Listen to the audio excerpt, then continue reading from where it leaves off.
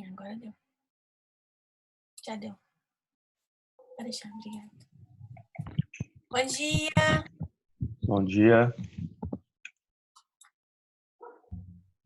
Agora deu certinho. Deixa o pessoal entrar.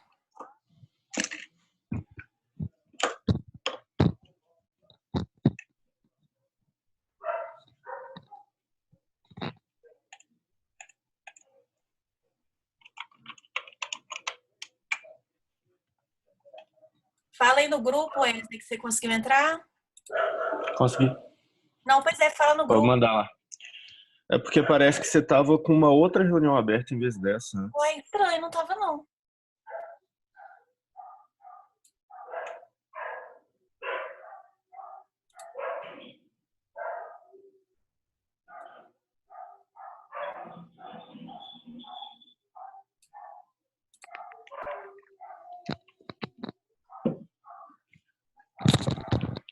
Mas enfim.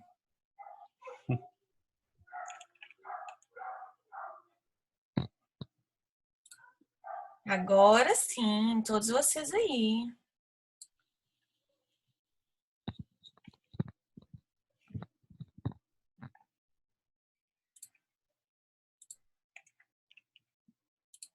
Vamos lá.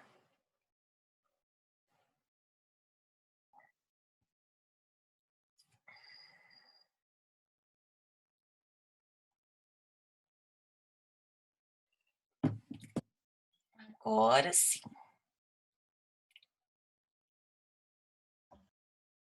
Então vamos lá, queridos. Bom, bom dia a todo mundo. Eu mandei agora lá no grupo um relatório de acesso em relação às aulas do SF Web, porque eu verifiquei que tem alguns alunos que ainda não acessaram. E aí eu fiquei um pouco preocupada, porque quanto mais intimidade vocês tiverem com o sistema, melhor, porque esse é o sistema que vocês farão a avaliação inicial, né? Acho que o Gustavo deve comunicar hoje, ele já chegou a falar com os representantes de turma a respeito da avaliação inicial, que ela vai ser feita pelo sistema, né? Que ela vai ser feita de forma aberta, enfim. E aí eu só estou aguardando para poder marcar com vocês a nossa avaliação inicial, o horário, né? Assim, a data certinha. O horário vai ser no horário da nossa aula. Mas só estou aguardando um posicionamento oficial, eu e os demais professores, para a gente poder marcar as avaliações com vocês. Imagino que hoje o Gustavo deve falar conosco. Ei, Magna! Que bom que você veio, está aí conosco. E aí, aquelas pessoas que eu mandei agora no grupo, elas não acessaram até hoje, né, o SF Web. E aí eu fico um pouco preocupada de vocês por não terem acessado, né? Além do conteúdo tá todo lá, existem alguns vídeos que eu tô colocando não listados e que eu tô colocando o link do vídeo lá no SF Web. Então, assim, eu fico um pouco preocupada. Primeiro de vocês não estarem acessando o documento, né? Os documentos que estão lá e o conteúdo que está lá. E fico preocupada também, porque quanto menos vocês acessarem, menos, né, vocês terão intimidade com o sistema. E é um sistema que vocês não farão só a minha prova, vocês farão a prova de todos os professores. Então, quanto mais intimidade vocês tiverem com o sistema, melhor, né? Exatamente para que vocês possam aí, inclusive, sanar as dúvidas de vocês em relação ao acesso, às dificuldades, né? Tudo que vocês precisarem aí, a gente tem um suporte para poder lidar com isso, enfim. Então, a gente tem condições de ajudar vocês. E aí, então, eu gostaria que vocês acessassem, né? E em caso de dificuldade, qualquer dificuldade que vocês apresentassem, que vocês procurassem os professores para que a gente possa ajudar. Beleza, gente? Hoje nossa aula tá mais cheia, né? Isso é bom. E como eu falei na última aula, a matéria da avaliação, da nossa avaliação inicial, vai até a última aula que nós estudamos, né? Que foi a parte ali de cumprimento de sentença de obrigação de entrega de coisa, foi a última matéria que nós vimos, é até onde vai a nossa prova, né, a avaliação inicial. A suplementar, o conteúdo é um pouco maior, né, mesmo porque ela é um pouco mais para frente, então já entra a parte de execução em espécie, que é o que a gente vai começar a estudar hoje. Então, a aula de hoje não cai na prova, mas cai na suplementar, né, na avaliação inicial, mas cai na suplementar e cai na avaliação final. Né? A partir de agora, a gente já entra na segunda parte da matéria, que é dedicada às execuções de títulos executivos extrajudiciais, com algumas disposições que se enquadram, inclusive, lá na parte de cumprimento de sentença. E aí, gente, vai... Ei, Luiz, bom dia! E aí, vai entrando, vai acessando lá no o SF Web. Em caso de qualquer dúvida que vocês tiverem, vocês me procurem, tá? Para que a gente possa sanar as dúvidas de vocês e auxiliá-los no que for possível. Hoje tem uma VA, né, vencendo. Ah, não, mentira, o prazo de vocês é hoje. O prazo de vocês é hoje, né? Hoje tem uma VA vencendo, o prazo de vocês. Coloquei vencendo na data de hoje, dia 28. Então, hoje vocês têm ali até 23h59.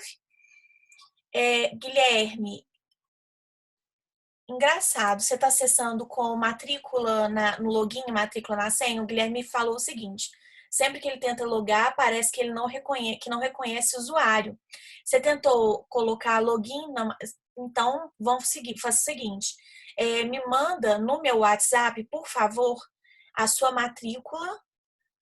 Por favor, número da matrícula no login, número da matrícula na senha. Você me manda no meu WhatsApp, por gentileza, em particular, o seu número de matrícula para eu poder fazer um teste, tá? Que aí depois da aula eu verifico o que está acontecendo, enfim. Não é com o número do CPF, é número da matrícula, matrícula no login, matrícula na senha. Entendeu? Aí você acessa www.sfweb.com.br/famig e aí você coloca, né, sua matrícula no login e matrícula na senha. Me manda, por gentileza, seu número de matrícula, Guilherme, porque aí eu verifico para você. Depois, assim que a gente acaba a aula, eu verifico para você, tá? Por gentileza. E aí, gente, então hoje a gente começa essa parte da matéria, né? Hoje tem a nossa VA, que está vencendo às 23h59. Os prazos de VAs, eles não serão prorrogados. Então, assim, por favor, gente, acessem antes. Eu já vi que muita gente já colocou lá no SF Web a peça, né? Mas não deixem para a última hora, não deixem para próximo do horário que está vencendo a atividade. Porque senão vocês podem ter problema no acesso, vocês podem, né? Assim, pode acontecer de tudo. Né? À noite a internet fica mais pesada porque tem mais gente usando. Então, assim, vamos evitar a fadiga, que vocês têm que acostumar com isso, porque, inclusive, isso vai fazer parte da vida profissional de vocês. Quem for advogar, por exemplo, e for utilizar o PJE, tem um prazo para poder utilizar, né? Os prazos, eles vencem às 23h59. Então, se por um acaso você não praticar o ato processual até aquela data e até aquele horário, você perde a faculdade de praticá-lo. Então, vocês já estão treinando aí no SF Web. Então, não deixem, por favor, para a última hora, porque vocês sabem que existe a lei de Murphy, não é verdade? Sempre vai existir, tá? Sempre que uma coisa tiver chance de dar errado, ela vai dar errado, né? E aí, aquele momento que você tenta logar na sua internet, aí a sua internet não entra, aí você pega a senha do vizinho também não funciona, acaba a luz na sua casa, né? Sempre tem esses problemas. Então, vamos evitar a fadiga, tá? Para que vocês consigam ter tranquilidade. Como eu já falei para vocês, a gente já tem muitas fortes emoções na vida, não é verdade? Não precisa de ter mais uma ao fazer trabalho. Vamos ter tranquilidade na hora de entregar os nossos trabalhos, ficar tranquilos, tá? Bom, eu queria saber de vocês o seguinte: se vocês têm alguma dúvida até agora, o que eu quero combinar com vocês é que quando eu for marcar a prova, né? A aula de antes da prova, uma aula antes, eu vou fazer uma revisão com vocês. Então, aí a gente vai relembrando, né, os pontos da matéria que são relevantes, que são importantes, tá? Vocês vão me perguntando também. Então, um dia antes da prova, né, uma aula antes da prova, a gente faz uma aula de revisão, tá? Mas para isso, né, a gente tem que ter a matéria em dia, porque se a gente não estiver estudando, a gente não tem dúvida, tá? Então, a aula de antes, eu não sei ainda se minha prova vai ser na terça ou na quinta. Eu imagino que vai manter assim, né? Aquela data só vai adiar um pouquinho, tá? Conseguiu acessar aí, Guilherme? O acesso é com a matrícula no login e matrícula na senha. Ai, que bom! Que ótimo, fico feliz, tá? Qualquer dúvida que você tiver, você vai entrar em sala de aula virtual. Qualquer dúvida que você tiver, você entra em contato comigo, tá bom? Eu fico feliz demais, que ótimo. Bom, e aí, gente, o que acontece? Aí a gente marca essa, né? Assim que a gente marcar a prova, a gente marca essa aula, tá? E aí a gente faz esse aulão de revisão para poder relembrar, né? Estabelecer as diferenças entre os procedimentos, eu acho que é importante. E como eu havia falado com vocês, né? A partir de agora a gente entra na segunda parte da matéria, então é importante que vocês tenham a primeira parte da matéria fresca e bem entendida na cabecinha de vocês, para que vocês não tenham problemas agora na segunda parte da matéria, né? A gente vai entrar agora na parte de execuções em espécie. E aí eu queria saber, quem está presente aí? Alguém tem alguma dúvida? Para que a gente possa seguir adiante? Porque, né, eu sempre escuto aquele negócio, não, professora, dúvida é só na hora da prova. E aí complica, né, a situação, na verdade? Complica bastante. Mariana hoje também está presente, estou feliz. Wesley, cadê a Bárbara? Bárbara tá muito sumida. Boa pergunta. Estou preocupada. Tá muito Eu sumida. também. Eu também. Eu pego no pedalo todo dia. Tá muito sumido. Você, qualquer coisa, pede para me procurar, tá? Uhum. Beleza. Então vamos lá, gente. Já que ninguém se manifestou, estou imaginando, né, que quem cala consente, então vocês estão entendendo tudo, não é verdade? Né? Espero que sim, né? Não espero que seja só que não, tá? Então a gente continua a nossa aula. E aí hoje a gente já entra em matéria nova, que é a parte de execução, tá? O que acontece, gente? Primeira coisa que a gente tem que pensar quando a gente pensa num processo de execução é que, ao contrário do que a gente tinha, né, em relação ao cumprimento de sentença, que você já tinha um título devidamente formado e que, né, na grande maioria das vezes, salvo algumas exceções, por exemplo, no caso de sentença arbitral, que mesmo sendo um título executivo judicial, havia a necessidade de uma distribuição, né, de uma petição inicial mesmo, porque se tratava de uma distribuição, tendo em vista que não houve um processo anterior. Também a exceção relativa ali à ação penal condenatória, quando a gente vai fazer a ação civil ex delito, né, que a gente também tem que fazer a distribuição desse cumprimento de sentença. Mas, né, tirando essas exceções, salvo essas exceções, a gente tinha uma formação de um título muito tranquila, porque a gente já tinha, no caso, um processo que tramitou. Esse processo ele acabou dando origem a uma sentença, a um formal de partilha, a um acordo que foi homologado, né? Ou mesmo houve um acordo de forma extrajudicial, mas esse acordo foi homologado pelo juiz.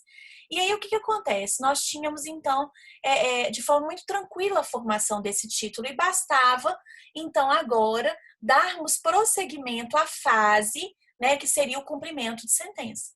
E agora, né, a partir de agora, dessa nossa aula de hoje, a gente vê que com relação aos títulos executivos extrajudiciais é diferente. Você tem o quê? Você tem um cheque, uma duplicata, uma nota promissória, você tem um acordo que foi celebrado extrajudicialmente com a presença de duas testemunhas, você tem um contrato, enfim, gente, mesmo porque os títulos executivos extrajudiciais estão lá enumerados no artigo 784, eles têm um rol exemplificativo, né? Outros títulos, eles podem vir a ser reconhecidos como títulos executivos extrajudiciais, não só os que estão lá, e mesmo aqueles que estão dispostos em outras leis. Então, o que acontece, gente? Você tem só um título.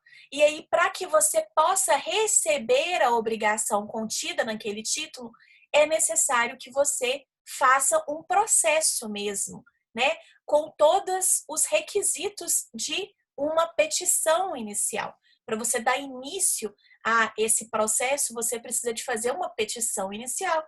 E essa petição inicial precisa de ter todos os requisitos que vocês já estudaram lá em processo de conhecimento, dos artigos 319 e 320, e mais os artigos específicos relativos ao processo de execução, que são o artigo 798 e 799. Então, assim, é muito importante que a gente estabeleça essa diferença, né? Cumprimento de sentença, por exemplo, em regra, não tem valor de causa, tá? Já uma petição inicial de uma ação de execução tem valor de causa. Por quê? Porque você está iniciando o processo para você cobrar aquela obrigação que venceu e não foi paga, né? Não foi cumprida. Então, assim, vocês têm que estabelecer essas diferenças para vocês entenderem. Por exemplo, você tem um cheque, né? Para que você possa receber aquele cheque, é necessário, então, que você faça uma petição inicial e junte a essa petição inicial, que vai seguir os requisitos do artigo 319, do artigo 320, do 798, do 799, o título, né? Então, é essencial que vocês façam essa diferenciação para que vocês consigam enxergar de forma mais tranquila a matéria. E aí, gente, o que acontece? Esse processo, ele é autônomo, né? Nós estudamos lá no início do semestre, quando a gente estudou os princípios da execução, a gente falou a respeito da questão da autonomia e eu ainda fiz uma observação para vocês, que a autonomia hoje ela está presente apenas na execução de título executivo extrajudicial. Quando a gente fala, gente, de autonomia, né, a gente não está falando de cumprimento de sentença. Por quê? Porque o cumprimento de sentença, como nós já falamos, é uma fase do processo, né? Termina a fase do processo de conhecimento, pode haver uma fase recursal e após o trânsito em julgado inicia-se o cumprimento de sentença, né, de forma definitiva. Provisório a gente já estudou que é possível desde que haja em trâmite um recurso que foi recebido apenas no efeito devolutivo. Né? Enfim, e aí quando a gente fala de autonomia mesmo, a gente está se referindo a um processo de execução. Ele é completamente autônomo, ele é um novo processo, né? Mesmo porque você não tinha antes nenhum processo, você simplesmente tinha um título e gostaria de receber aquele título. Tá, gente? Então, assim, isso é muito importante. E aí, outra coisa que é importante também.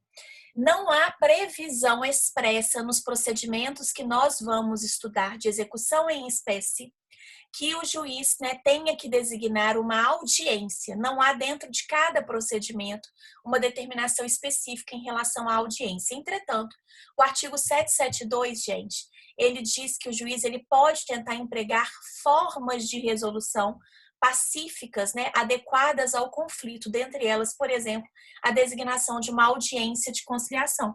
Então, sempre que o juiz julgar necessário, julgar viável, ele pode pedir para que as partes compareçam a uma audiência de conciliação especialmente designada, tá? A mesma coisa pode acontecer, gente, quando, por exemplo, ele verificar que as partes elas estão tendo um comportamento que seria ali atentatório à dignidade da justiça. Então, o juiz ele pode designar uma audiência, por exemplo, intimar as partes para que compareçam e advertir o réu, por exemplo, de que a atitude dele de tentar esconder bens é uma atitude que é incompatível ali com a dignidade da justiça, de que se ele permanecer com essa conduta, ele pode ser penalizado. E aí ele recebe uma multa de punição, né? Então, assim, a audiência, ela serve para conciliar, como ela também serve exatamente para poder, né, dar uma chamada nas partes mesmo, advertir que a conduta delas não está compatível com a dignidade da justiça, com a lealdade processual, enfim, com os princípios que regem o próprio processo, né, de forma geral. E aí, gente, então o juiz ele pode designar essa audiência a qualquer momento. Tá? Isso é muito importante, porque às vezes a gente tem o hábito de achar que dentro de um processo de execução o juiz ele não pode designar audiência. Pode sim, tá? Então tome muito cuidado com isso. Bom, uma outra questão que a gente tem que tomar bastante cuidado também é com relação à questão do direito de preferência, né? O que acontece, gente? Vamos supor o seguinte, que o Alisson, a Ana Paula e o Luiz Carlos, eles são exequentes, tá? E eles são credores da Magna, ok? Ana Paula ajuizou a ação em janeiro. O Alisson ajuizou a ação em fevereiro.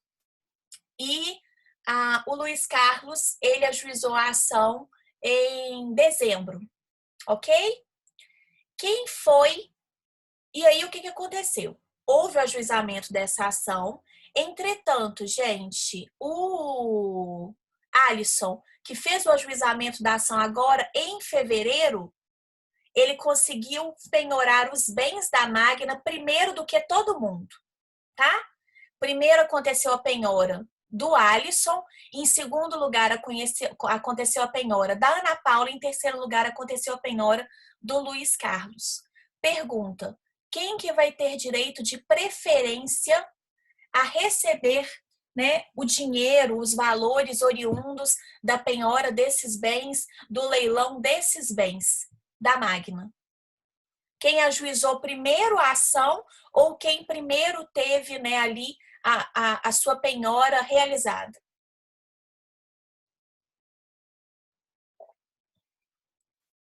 Quem, gente? Vou esperar vocês responderem.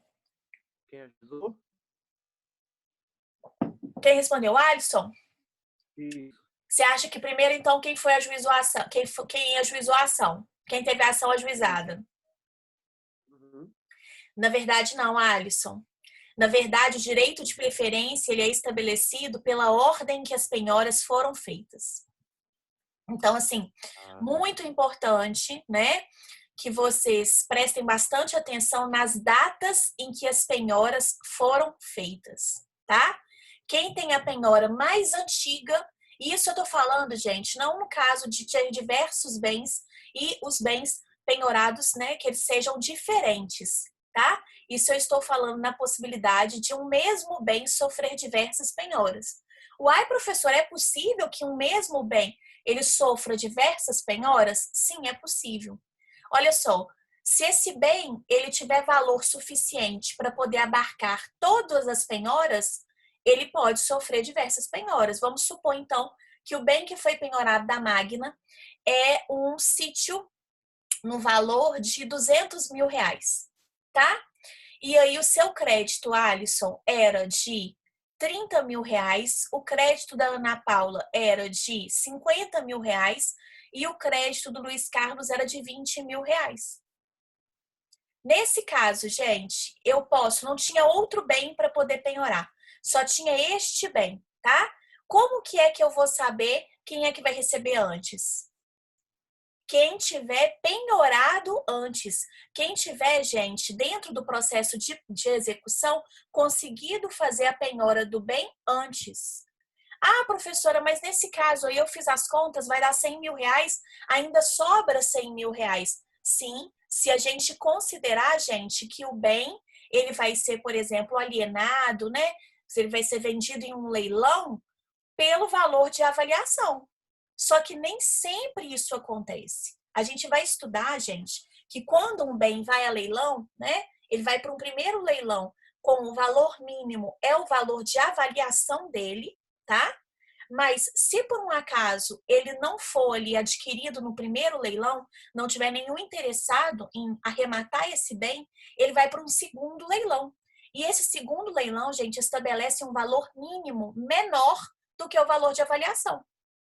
É o valor geralmente que consta no edital, e se por um acaso não constar nenhum valor no edital, a gente vai utilizar a norma do CPC, que diz que o valor ele não pode ser considerado preço vil. Então, o que é considerado preço vil? Menos que 50% do valor de avaliação do bem. E aí a gente entra num problema. Por quê? Olha só, se por um acaso, gente, acontecer, né, desse bem ser adquirido por um valor que seja menor do que o valor de avaliação, pode acontecer, então, de alguns dos meus exequentes ficarem sem receber. Então, como que eu vou estabelecer quem que vai receber antes de quem? Quem tiver a penhora mais antiga, tá? Então, isso é muito importante, gente. E aí, por isso que eu fiz essa pergunta para vocês. Vocês acham que é quem ajuizou primeiro a ação ou quem primeiro conseguiu fazer a penhora dos bens? Quem primeiro conseguir fazer a penhora. A penhora mais antiga é aquela, né, daquela pessoa que vai primeiro receber em relação aos demais. E aí, mais uma vez, destacando, isso quando eu tiver o mesmo bem sendo penhorado aí para várias pessoas. Se eu tiver vários bens, gente, sendo penhorados, né, isso não é um problema, tá? Se fosse um sítio, um carro, uma moto, e aí cada um fizesse a penhora de um bem específico, isso não gera tanto problema, não é verdade? Agora, se for o mesmo bem que tiver sofrido ali diversas penhoras, eu vou estabelecer quem vai receber antes de quem, através da penhora que for mais antiga, que primeiro for realizada. Tá? Belezinha, gente? Está lá no artigo 797 do Código de Processo Civil. Muito cuidado, tá, gente? Já vi muita gente acabar escorregando, né, por conta de uma bobeira, né, que é assim, é uma pegadinha mesmo, mas eu já vi bastante gente escorregando porque acaba não se atentando a essas questões, esses detalhezinhos que são muito importantes, tá? Mais um pouquinho para frente, a gente vai ver que existe uma forma, inclusive, né, de você conseguir sobrepor a essa penhora mais antiga, tá? Se por um acaso a gente tiver primeiro o arresto, mas isso é porque é coisa que a gente vai estudar mais para frente em relação à execução de quantia certa, tá? Mas isso são cenas do próximo capítulo. Até então, a questão da penhora, ela é suficiente até agora para que vocês possam entender essa questão do direito de preferência. Ok, gente? Então, vamos lá. Seguindo adiante, tá? E aí eu falei para vocês, então, que a petição inicial que vai dar início a esse processo de execução, ela tem que seguir os requisitos do artigo 319, 320 e do artigo 798 e 799. Então, quais são esses requisitos, né? Título executivo extrajudicial. Gente, essencial. Se a petição inicial da ação de execução ela não vier acompanhada do título, gente, essa execução ela é nula, tá? Então é essencial que esse título seja líquido, certo e exigível e que ele esteja acompanhando a petição inicial. Professor, e aí eu até coloquei para vocês, né?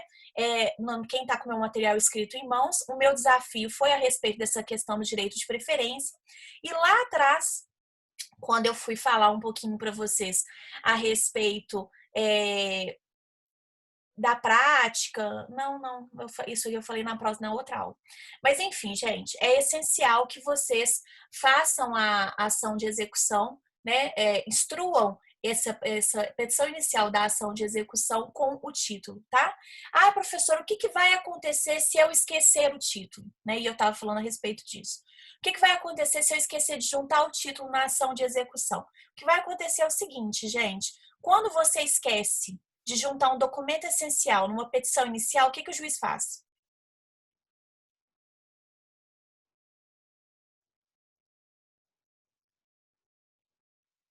Hein, gente? Pode emendar. Determina a emenda da petição inicial, não é isso? E se eu não emendar a petição inicial, o que acontece? Indefere. Indefere e extingue o processo sem resolução do mérito. A lógica aqui é a mesma, gente, tá? Então, se por um acaso eu deixar de apresentar o título, né, na minha petição inicial, e o título tem que ser o título original, tá? Se eu deixar de apresentar esse título na minha petição inicial, gente, o que ocorre é que o juiz ele vai determinar que o exequente emende a petição inicial sob pena de indeferimento. Então, você vai ter 15 dias para poder emendar a petição inicial, colocando o título. Se você não fizer isso, aí, nesse caso, você acaba tendo ali o seu processo extinto sem resolução do mérito. Então, isso é muito importante, vocês não podem esquecer disso. E, inclusive, gente, né, existe uma lenda, tá? Hoje a gente não tem, né, esse problema porque os processos são eletrônicos, né? O que acontece é que você anexa uma cópia, né, assim, você escaneia o título, né, e faz a distribuição de forma eletrônica. Se por um acaso o juiz quiser ver o título, tá? Pode. Na verdade, eu já vou te responder, Mariana. o que acontece é o seguinte: se o juiz tiver dúvidas a respeito desse título, ou se o executado disser que o título, por exemplo, não é um título que é original, enfim, qualquer coisa que não é um título que é verdadeiro, o juiz ele pode determinar que o exequente deposite o título no cofre da secretaria. Então, ele vai lá no fórum, presencialmente, e entrega esse título, e esse título fica guardado lá no cofre da secretaria, tá? O que acontecia antes, quando a gente tinha processo físico, era exatamente isso. A gente juntava uma cópia do título no processo, porque o processo físico ele era manuseado por diversas pessoas, e aí pensa, se um título executivo original tivesse sido juntado ao processo e acontecesse qualquer coisa com o processo ou com o título, já era, né? Então, a gente juntava uma cópia, tá? No processo, né? Nos autos que tramitavam de forma física e apresentávamos o original para a secretaria onde estava tramitando o processo para que ficasse guardado lá no cofre, tá?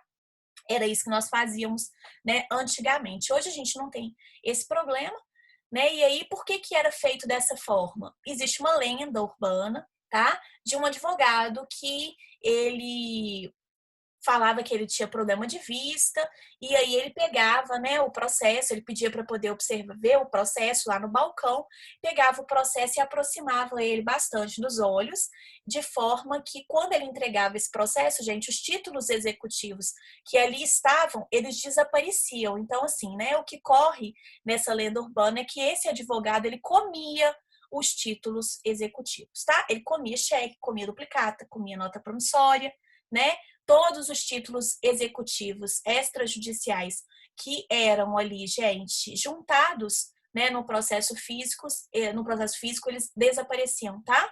Porque esse advogado ele comia os títulos. Né? E aí daí a gente, eu particularmente não sei se isso é verdade, se é mentira, enfim, tá? Mas, né, daí veio toda essa questão de que a gente juntava cópia nos autos do processo e entregava o original lá no cofre da secretaria. Só respondendo a pergunta da Mariana. Quando o bem penhorado não for vendido no leilão, o credor pode ficar com o bem? Na verdade, Mariana, é o seguinte: a primeira opção é de que o credor fique com o bem, que é o que a gente chama de adjudicação, tá? Nós vamos falar disso um pouquinho mais adiante, quando a gente entrar na parte de expropriação dos bens, eu vou explicar isso para vocês.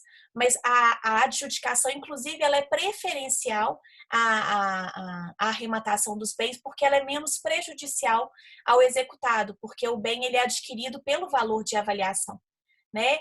E aí não corre o risco, por exemplo, desse bem ir para um primeiro leilão, não ser arrematado, ir para um segundo leilão e ser arrematado por um valor inferior ao da avaliação, e aí o executado perdeu o bem e ainda fica devendo. E aí o exequente ter que ir atrás de outros bens para poder conseguir vender e apurar o valor devido. Tá? Então, na verdade, essa opção aí do credor ficar com o bem, ela, inclusive, ela é preferencial, ela vem antes essa opção do que a própria arrematação, tá? Então, é o que a gente chama de adjudicação, tá? Primeiro é deferido ao credor, né, ao exequente, que fique com o bem, tá? Em pagamento, né? Se por um acaso ele não quiser ficar com esse bem, se não for interessante para ele, aí esse bem é levado para um leilão. Tá? Para que ele possa ser vendido e o produto da venda desses bens, ou seja, o dinheiro, seja entregue ao exequente. Belezinha, Mariana? Esperar você me responder aí para eu seguir adiante. Então, ótimo. Mas nós vamos falar disso mais adiante, tá? Só para poder já satisfazer aí sua curiosidade. Bom, então é necessário que seja juntado o título executivo extrajudicial. É necessário também que seja juntado um demonstrativo atualizado de débito, gente. Então, lembra, isso a gente está falando das execuções por quantia certa, né? Lembra daquela planilha de cálculo que vocês, inclusive, estão tendo que fazer para a nossa petição, né, de hoje, que está vencendo hoje, para o nosso cumprimento de sentença, só que vocês estão tendo que fazer lá de alimentos urgentes? Pois é, aquele mesmo demonstrativo de débito, né, que eu ensinei vocês a fazer os cálculos, ele terá que ser feito quando você ajuizar uma ação de execução de título executivo extrajudicial. E aí, gente, mais uma vez, né, é possível, lembrando, tá? É possível a gente acumular diversas execuções? É possível, desde que, né, elas sejam da mesma natureza. o juiz tem que ser competente para que analisar todas elas, tem que ser o mesmo procedimento, tem que tramitar, né, no mesmo juízo, já falei a respeito disso, tem que ser o mesmo procedimento e os títulos eles têm que ter a mesma obrigação. Então eu posso acumular 2 obrigações de fazer, 2 obrigações de entrega de coisa, 2 obrigações de quantia, tá? Mas não tem jeito de eu acumular no mesmo procedimento uma obrigação de quantia com uma obrigação de fazer. Né? Então, assim, por que eu estou dizendo isso? Porque, por exemplo, é possível que eu, sendo o mesmo credor e o mesmo devedor, né? Isso é essencial. É possível, por exemplo, que eu cumule numa mesma execução um cheque, uma nota duplicata, uma nota promissória, aliás, uma duplicata, tá? Eu cumule ali, por quê? Porque são obrigações, todas as obrigações de quantia vão tramitar pelo mesmo procedimento. E aí eu vou ter que ter só a preocupação de fazer um demonstrativo de débito para cada um desses títulos, né? Então, qual que é o valor atualizado do cheque? Tanto. Qual que é o valor atualizado da duplicata? Tanto. Qual que é o valor atualizado da nota promissória? Tanto. Soma todos os valores. Esse, inclusive, vai ser o valor da minha causa nessa ação de execução por quantia certa, né? Nessa minha petição inicial que está dando início a esse processo de execução, tá? Então, é essencial que vocês saibam fazer aquele demonstrativo de débito, aquela memória de cálculo. Né? Então, quem ainda não assistiu minha aula, assiste a aula. Né? O Wesley, na aula passada, falou que está lá no dia 2 de abril, que foi essa aula. Tem uma aula que eu gravei também, ensinando passo a passo para vocês como no computador mesmo, na tela do computador. Tá? Então, cuidado, né? Vejam essa aula, porque ela é muito importante.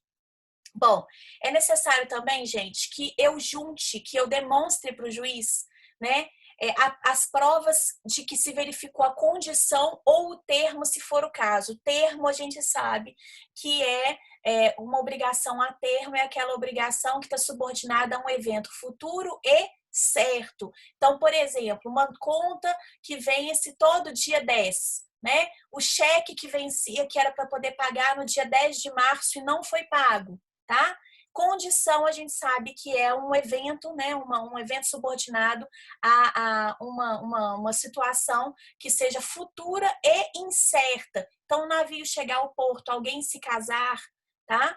Tá ligado a essas situações. E aí a gente precisa de comprovar que já aconteceu a condição ou termo. Por quê? Porque isso está ligado à questão da exigibilidade do título, tá? Então, quem tiver, por exemplo, com a minha aula impressa, quiser anotar do lado, essa prova de que se verificou a condição ou o termo, gente, ela está ligada à questão da exigibilidade do título, tá?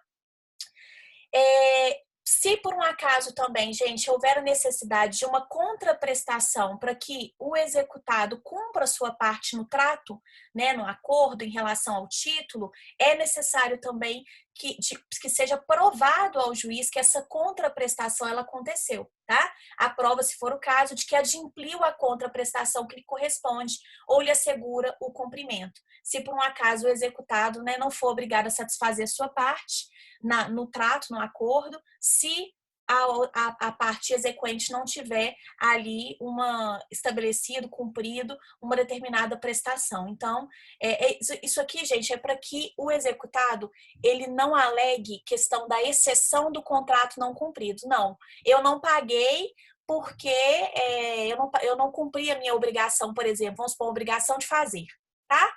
Eu não cumpri a minha obrigação porque eu não fui pago. E aí eu não ia trabalhar de graça, tá?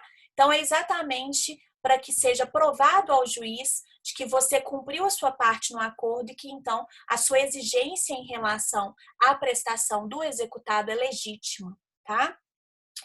Eu também tenho, gente, que indicar qual que é a espécie de execução que eu vou utilizar se por um acaso houver mais de uma forma, né? Mais de uma execução disponível para aquele caso, tá?